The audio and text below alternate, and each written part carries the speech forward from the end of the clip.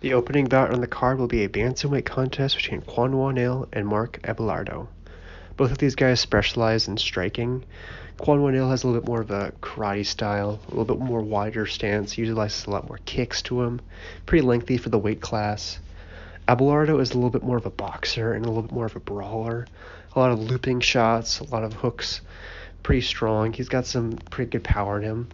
Technically speaking, though, KWON is definitely the better striker of the two. He works the body a lot and has a lot more better shot selection. For a prediction, I'm going to go with KWON here. I think that his power and overall technique are going to eventually overcome ABELARDO. So I'm going to have KWON taking this via a third-round TKO. Moving on to the women's atomweight division, you have ITSUKI HIRATA taking on Ho-Ham. Interesting contrast in styles. I think Ho-Ham might be one of the more technically sound fighters of the entire atomweight division. She does everything really well. She's got good clinching, good offensive and defensive wrestling, pretty good jiu-jitsu, solid striking all around. Meanwhile, she doesn't possess too much of a threat of a submission or a knockout. She's one of those fighters that seemingly just does enough to get the job done. Meanwhile, ITSUKI HIRATA is one of the more dangerous fighters in the entire division. Really good jiu-jitsu. She's actually got really solid power as well. But at the same time, the technique that she has is not very good. She doesn't have great offensive wrestling, and she doesn't set up her shots very well. And she just defensively, she is not very sound.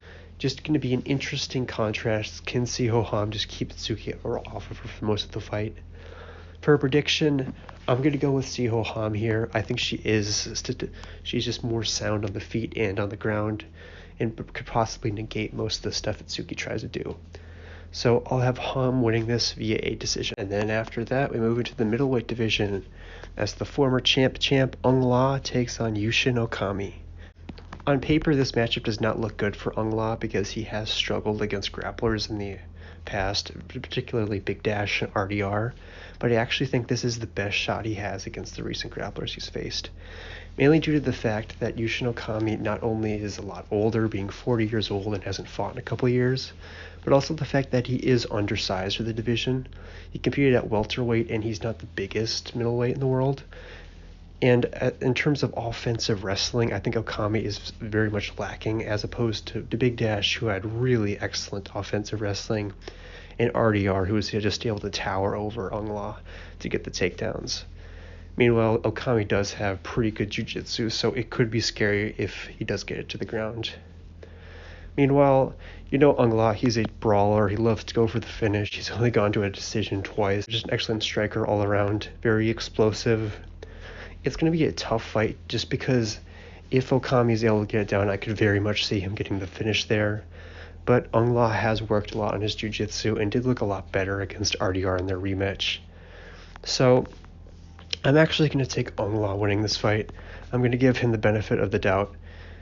And I'll have him taking a third-round knockout against OKAMI. Moving into the lightweight division, we have two top 5 contenders, as Khabib's protege, IZAGAKHMAEV, takes on former 2-time champion SHINYA AOKI. The biggest weapon for SAYGID in this fight is going to be his offensive wrestling.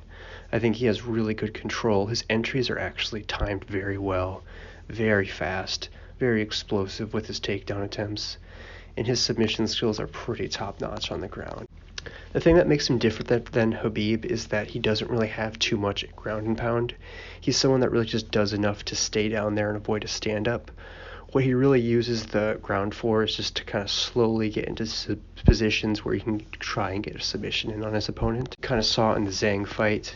Like, if he's unable to get the submission, he kind of just stays on top and just slowly tries to figure something out. And this is going to be very dangerous when he takes on a guy like AOKI, because AOKI has hands down the best BJJ and submissions in the entire division. Very dangerous. He can throw up arm bars and triangles.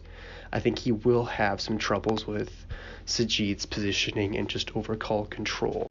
SHINYA is going to have trouble executing his game plan in this fight.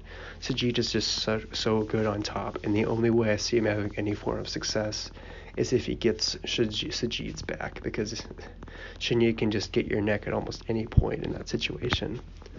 But I think that SAYGID is going to be too much, and I do think that SAYGID gets this fight via a decision. The co-main events of the evening for the heavyweight kickboxing Grand Prix final.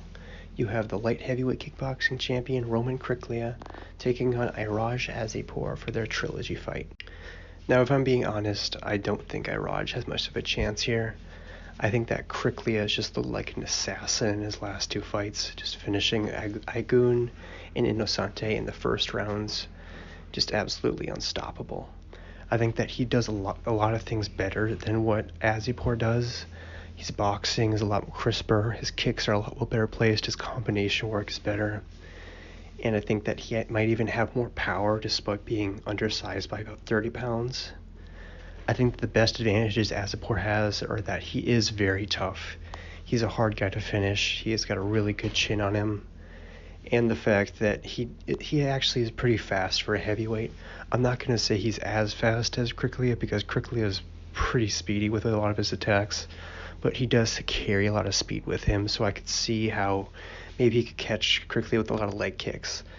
And like his cardio is pretty good as well. I mean, I think the best scenario for him is that maybe KRYKLIA just gasses out in the first round and then somehow AZIZPOUR survives and is able to wear on him in the later rounds. That would be wishful thinking though.